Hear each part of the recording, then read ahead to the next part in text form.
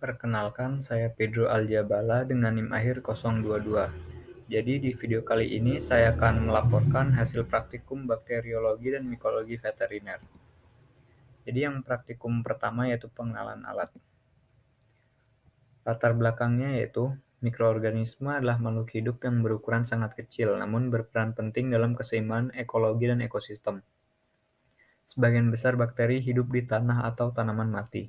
Mikroorganisme dapat ditumbuhkan dan dikembangkan pada media yang disebut medium. Media tumbuh dapat digunakan untuk memeriksa aktivitas mikroba dalam media tumbuh. Isolasi mikroba dapat dilakukan dengan kultur murni, pemuliaan, pengujian sifat fisiologis, dan menghitung jumlah mikroba. Teknik pemisahan dapat dilakukan yaitu isolasi bakteri atau proses pengambilan bakteri dari suatu lingkungan atau media kemudian ditumbuhkan dalam media buatan untuk mendapatkan biakan murni. Beberapa cara atau metode untuk memperoleh biakan murni dari biakan campuran. Dua yang paling umum digunakan adalah metode plat gores dan metode plat tuang, yang mengandalkan prinsip pengenceran untuk mendapatkan spesies individu. Jenis media yang biasa digunakan adalah nutrien agar, nutrien growth, PDA, Salmonella, Shigella agar, dan Eosin methylene blue agar atau EMBA. Contoh kasusnya di sini yaitu di sebuah peternakan ayam dilaporkan bahwa beberapa ayam sakit dan beberapa mati. Gejala yang terjadi adalah diare berwarna putih. Diduga anak ayam tersebut mengidap kolibasilosis. Kemudian peternak tersebut membawa kotorannya ke laboratorium untuk diperiksa. Alat dan bahan yang digunakan yaitu stirring magnet, cawan Petri, hot plate, tabung reaksi, objek gelas, inkubator, mikroskop, aquades, autoclave, ose, dan bunsen. Alat dan bahan selanjutnya yaitu pinset, needle, tabung Erlenmeyer, dan sampel bakteri E. coli. Metode kerja untuk isolasi bakteri yaitu yang pertama panaskan ose dengan bunsen, lalu ambil spesimen. Usapkan ose secara perlahan pada media agar yang telah disiapkan dalam plate dengan pola strik atau garis-garis. Kemudian tutup plate dengan penutup khusus plate dan beri label di bagian atasnya. Masukkan media agar yang telah ditanami bakteri ke dalam inkubator. Tunggu 18-24 jam. Saat bakteri sudah tumbuh di dalam media, identifikasi bakteri dapat dilakukan. Selanjutnya itu metode kerja untuk pembuatan media. Yang pertama, masukkan 1,2 gram nutrien agar ke dalam tabung Erlenmeyer, lalu tambahkan 50 ml aquades. Panaskan Erlenmeyer yang sudah berisi Na dan aquades di atas hot plate hingga campuran mendidih sembari diaduk dengan stirring magnet hingga homogen, lalu dibiarkan beberapa saat. Larutan yang sudah hangat atau dingin dimasukkan ke dalam cawan Petri yang steril, kemudian ditutup rapat. Dan terakhir, masukkan ke dalam autoclave dan sterilkan dengan suhu 121 derajat Celcius selama 2 jam. Ini merupakan hasil praktikum yang kiri, yaitu media Na atau nutrien agar, dan yang kanan media EMBA atau Eosin methylene blue agar. Pembahasannya yaitu media kultur adalah larutan kaya nutrisi yang digunakan untuk menumbuhkan mikroba. Setelah media agar diinokulasi dengan bakteri dan diinkubasi selama kurang lebih 18-24 jam, dilakukan pengamatan morfologi koloni bakteri yang tumbuh pada media agar. Selama implantasi, bakteri tumbuh pada garis terukir sebagai koloni putih susu dengan permukaan cembung sebagai bola kecil berukuran 1-2 mm dan pelet sarang yang tampak halus. Penyakit yang paling umum adalah kolibasilosis yang menyerang semua kelompok umur. Penyakit ini sering terjadi pada peternakan ayam dengan kondisi tidak sehat seperti kondisi peternak yang dikunjungi pada penelitian ini. Lebih dari 50% kandang terlihat kotor, berbau amonia kuat, dan cangkang terlihat keras dan basah. Ayam yang terinfeksi kolibasilosis menunjukkan gejala lemas, meringkuk, dan mendengkur. Kesimpulannya yaitu, untuk mengisolasi dan mengidentifikasi mikroorganisme di laboratorium, diperlukan alat dan sumber daya dasar, seperti cawan Petri, piring masak, piring kontrol, inkubator, autoclave, peniti, jarum, bunsen, magnet kontrol, tabung reaksi, slide mikroskop, timbangan listrik, aluminium foil, kaca Erlenmeyer, aquades, dan media bubuk. Dalam hal ini, media Na dan EMBA yang diproduksi melalui sterilisasi homogenisasi dan pendinginan digunakan sebagai media bubuk. Setelah platform siap digunakan, koloni bakteri dapat ditanam di atasnya menggunakan alat laboratorium seperti karet gelang dan jarum. Bakteri yang tumbuh di lingkungan kemudian dapat diidentifikasi. Dalam hal ini, spesies bakteri yang teridentifikasi adalah spesies bakteri gram negatif yaitu E. coli. Kemudian praktikum yang kedua yaitu pewarnaan gram. Nah, pewarnaan gram ini jadi bakteri adalah kelompok organisme yang termasuk dalam kelompok prokariota dan berukuran sangat kecil. Ada banyak jenis bakteri ini. Oleh karena itu, diperlukan beberapa teknik untuk mengidentifikasi bakteri tersebut. Salah satunya adalah teknik pewarnaan gram. Teknik pewarnaan gram adalah cara paling umum untuk mengidentifikasi bakteri. Pewarnaan gram adalah pewarnaan yang diferensial yang sangat berguna karena merupakan langkah pertama yang mengidentifikasi bakteri.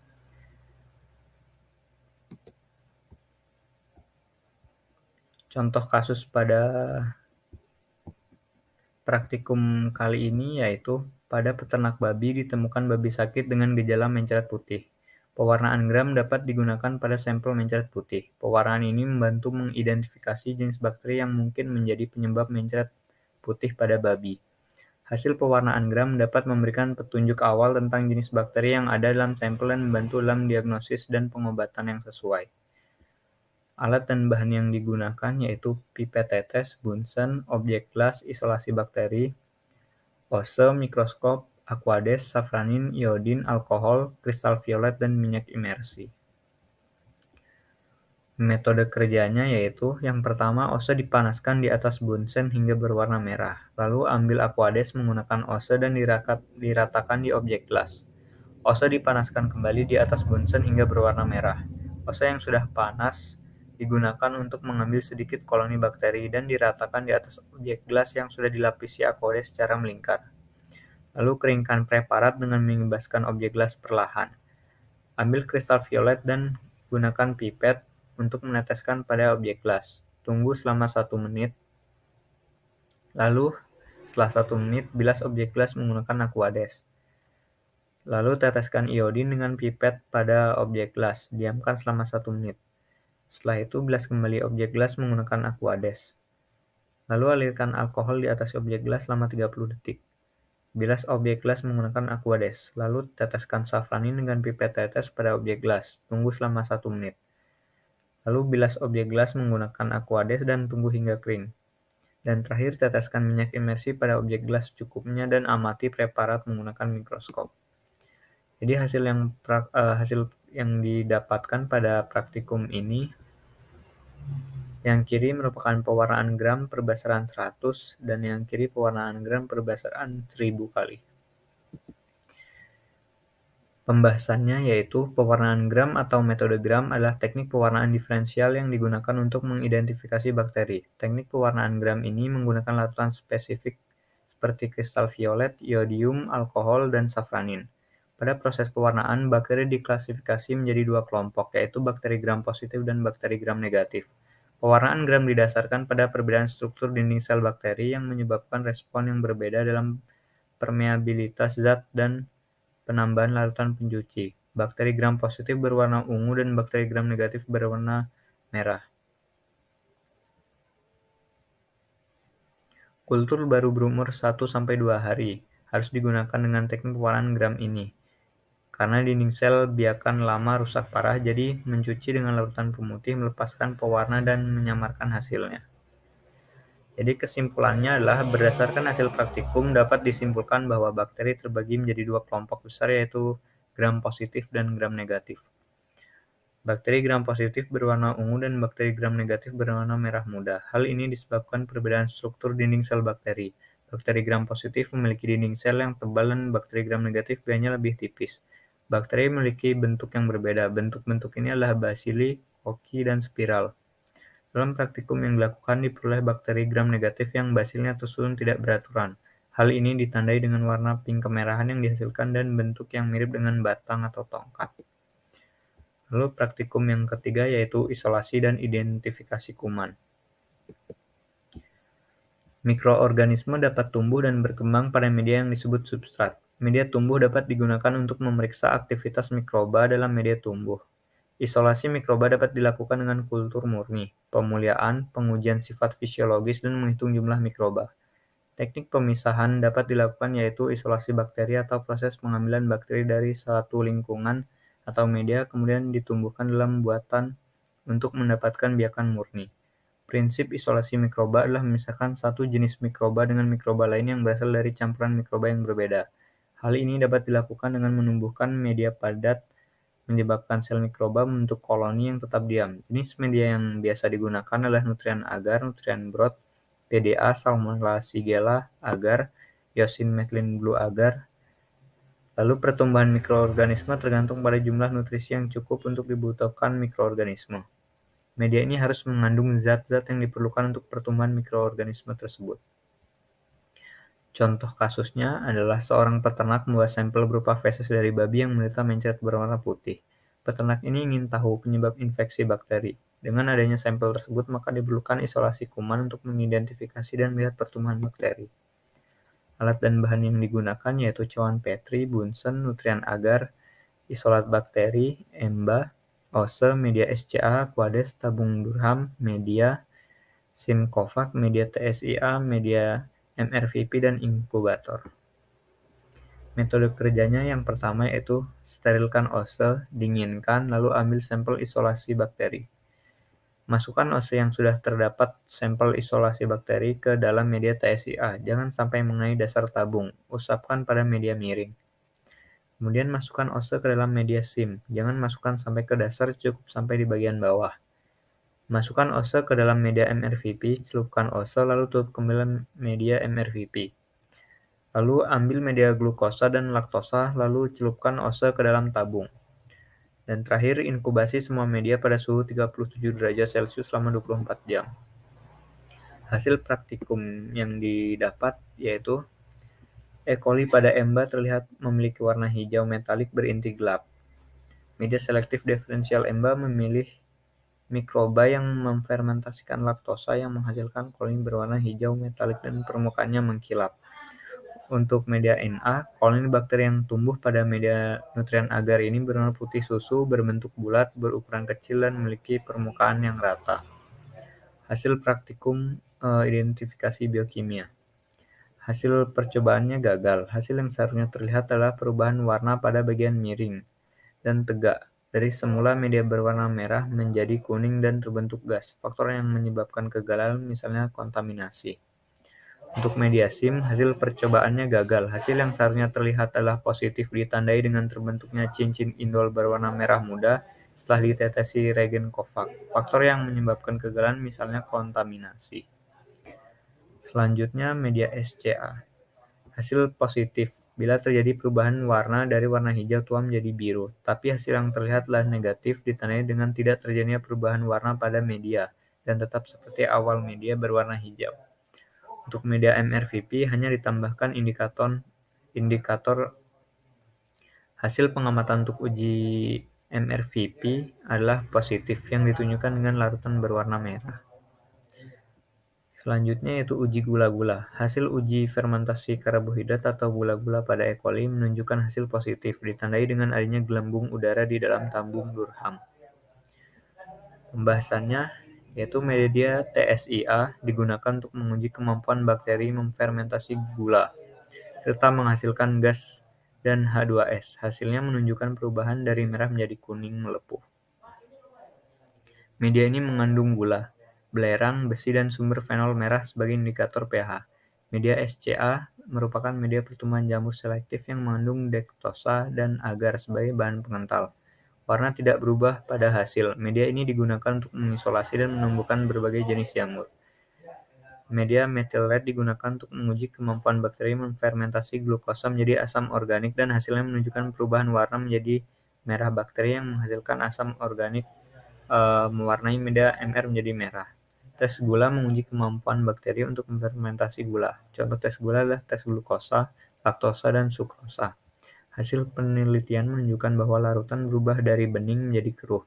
Bakteri yang dapat memfermentasi gula menghasilkan asam dan gas organik serta mengubah warna medium atau indikator pH. Di kesimpulannya, uji biokimia adalah cara untuk mengidentifikasi bakteri. hasil isolasi berdasarkan karakteristik fisiologis bakteri tersebut. Uji biokimia yang digunakan adalah TSIA, SIM, MRVP, SC, dan uji gula. Metode yang digunakan adalah identifikasi bakteri melalui uji biokimia. Berbagai media digunakan untuk mengisolasi dan mengidentifikasi bakteri, yaitu media NA, ENBA, SIM, TSIA, SCA, MR, dan Zucker test.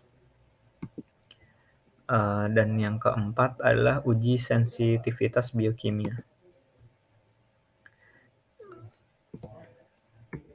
Contoh kasusnya yaitu dalam upaya mengatasi kasus penyakit pada babi yang menderita mencret putih, sangat penting untuk menentukan jenis antibiotik yang tepat guna mengobati babi tersebut dan mencegah terulangnya kasus serupa. Untuk mengatasi penyakit mencret putih pada babi, langkah penting yang harus diambil adalah mengidentifikasi jenis antibiotik yang efektif dalam mengobati infeksi tersebut. Dengan menentukan antibiotik yang tepat, dengan dapat memberikan pengobatan yang efektif dan mencegah penyebaran penyakit ini di antara populasi babi yang lain. Alat dan bahan yang digunakan yaitu penggaris, Bunsen, cotton bud, isolasi bakteri, media Muller-Hinton agar, ose, inkubator, Lerton McFarland, dan paper disk. Metode kerjanya yang pertama yaitu siapkan alat dan bahan, sesuaikan kekeruhan inokulasi bakteri dengan standar McFarland 0,5. Memasukkan bagian cotton bud yang steril ke dalam sampel bakteri. Usapkan cotton bud ke media Muller-Hinton agar yang sudah disiapkan. Diamkan selama 15 menit. Lalu letakkan masing-masing antibiotik pada media Muller-Hinton agar dengan jarak minimal 2 cm antar antibiotik dan tepi cawan Petri. Letakkan media Muller-Hinton agar di dalam inkubator dan menginkubasinya selama 24 jam. Lalu setelah 24 jam, keluarkan dari inkubator dan hitung diameter zona hambat pada masing-masing antibiotik. Ini merupakan hasil praktikumnya.